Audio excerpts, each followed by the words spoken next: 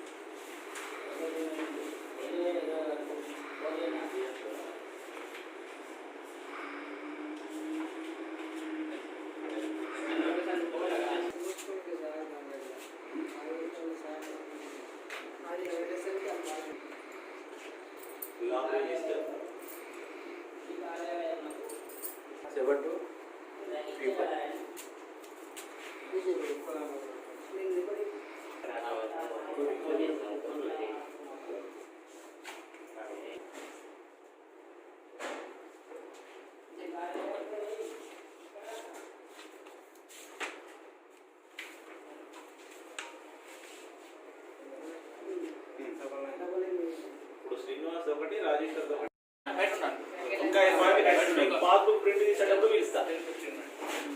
10 minutes.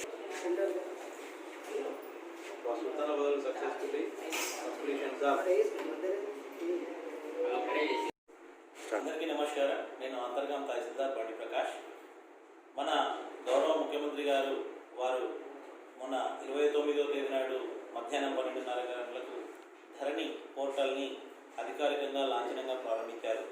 మీ అందరికీ తెలుసు, ధరణిలో ఏదైతే ఆల్రెడీ పట్టదారులు ఇంతవరకు పూర్తిగా ఎవరైతే వ్యవహారాలు భూమి పాస్బుక్లు ఉన్న ప్రతి ఒక్కరు కూడా ధరణిలో పూర్తి స్థాయిలో నిక్షిప్తం చేయడం జరిగింది.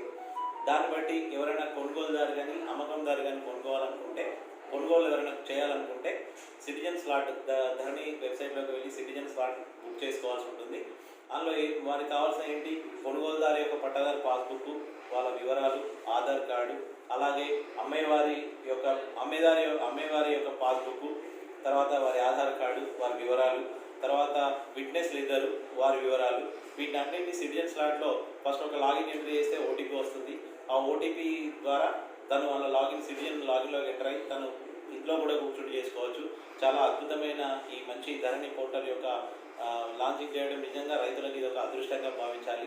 నెంబర్ 2 ఏంటంటే, అక్కడ ఎక్కడైతే ఇంటి దగ్గర ఉంటారో వాళ్ళు సింపుల్గా మా దగ్గరికి వారికి ఇష్టమైన రోజున వారికి ఇష్టమైన సమయంలో వాళ్ళు ఆ స్లాట్ బుక్ చేసుకొని వాటి వివరాలతో మా కార్యాలయంలో ఆ రోజు పోతే వారు ఏ రోజైతే డేట్ బుక్ చేసుకుంటారో దానికి ఒక 10 నిమిషాల ముందు మా కార్యాలయంలో వచ్చి వాళ్ళ కాగితాలు సబ్మిట్ చేసినట్టయితే ఆ స్లాట్ టైం పరిశీలించి వారి యొక్క ఫోటోగ్రఫీ తీసుకొని బయోమెట్రిక్ తీసుకొని మీరు వారైనా అని పరిశీలించి ఆధార్ చాలాన్ చాలాన్లో కట్టిన వివరాలు పరిశీలించి ధరణి ఆపరేటర్ వారి చేసిన తర్వాత మరొక 5 నిమిషాల్లో తహసీల్దార్ జాయింట్ సబ్ రిజిస్ట్రార్ ఎవరైతే హోదా కల్పించబడిందో ఆ స్థానంలో ఉన్న మేము వాటిని పరిశీలించి అప్రూవల్ ఇచ్చిన వెంటనే కొనుగోలుదారు ఎవరైతే ఉన్నారో వారికి ఇదివరకే పాస్బుక్ ఉంటే వాళ్ళ యొక్క అకౌంట్లోకి ఈ పాస్బుక్ వివరాలు అందులో కొనుక్కున్న రోజుల వివరాలు జమ అవుతాయి.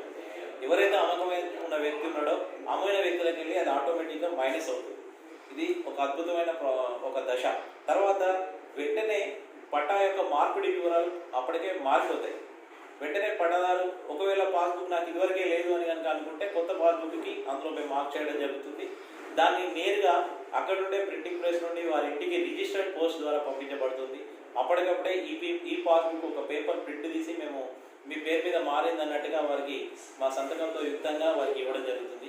కాబట్టి ఒకప్పుడు సాదా మామూలు రిజిస్ట్రేషన్ ఒకడ మ్యూటేషన్ వచ్చే ఎంఆర్ఓ ఆఫీస్లో మళ్ళీ మధ్యలో గ్యాప్ ఇది వాళ్ళు పెట్టుకోవాలని సరేలే అంటే అది అలాగే పోతుంటే ఇప్పుడు వెంటనే రిజిస్ట్రేషన్ ఎప్పుడైతే అవుతుందో ఆ వెంటనే వారి పేరు మీద మ్యూటేషన్ కూడా కావడం అనేది ఈ యొక్క ధరణి పోర్టల్ యొక్క ప్రత్యేకత. ఎక్కడ కూడా తహసీల్దార్ డిస్క్రిప్షన్ అనే పవర్ ఇక్కడ లేదు. ఆ ధరణిలో ఉన్న వివరాలతో మాత్రమే రిజిస్ట్రేషన్, అమ్మకాలు, కొనుగోలు అనేవి జరుగుతాయి. ఇది ప్రజలు పూర్తిగా గమనించాలి. ఎలాంటి అవినీతికి ఆస్కారం లేకుండా ఎవరికి ₹1 ఇవ్వాల్సిన అవసరం లేదు. ఎంత చాలా ఆ మార్కెట్ వాల్యూ ఎంత కట్టాల్సి ఉంటుంది, గవర్నమెంట్ కట్టాల్సిన వివరాలు ఎంత, అది చాలా రూపంలో తప్ప ఎక్కడ ₹1 బయట ఇవ్వాల్సిన అవసరం లేదు. కాబట్టి ఇది అద్భుతంగా రైతులకు ఎవరి మీద డిపెండ్ కాకుండా చేసే ఒక అద్భుతమైన ధరణి పోర్టల్ తీసుకురావడం, అందులో మేము పాల్గొనడం, పనిచేయడం నిజంగా మా అదృష్టంగా భావిస్తున్నాం. ఇంకా కొన్ని మన గ్రామ పంచాయతీ పరిధిలో ఉన్న వ్యవసాయ భూములకు మాత్రమే ఇది రిజిస్ట్రేషన్ చేయడం జరుగుతుంది. ముఖ్యంగా గమనించాల్సింది ఏంటంటే చాలామంది సార్ మా ఫ్లాట్ రిజిస్ట్రేషన్, మా ఇంటి రిజిస్ట్రేషన్, వీటన్నిటికీ ప్రభుత్వం త్వరలో ఆల్రెడీ మన ఇళ్లలో సర్వే జరిగింది.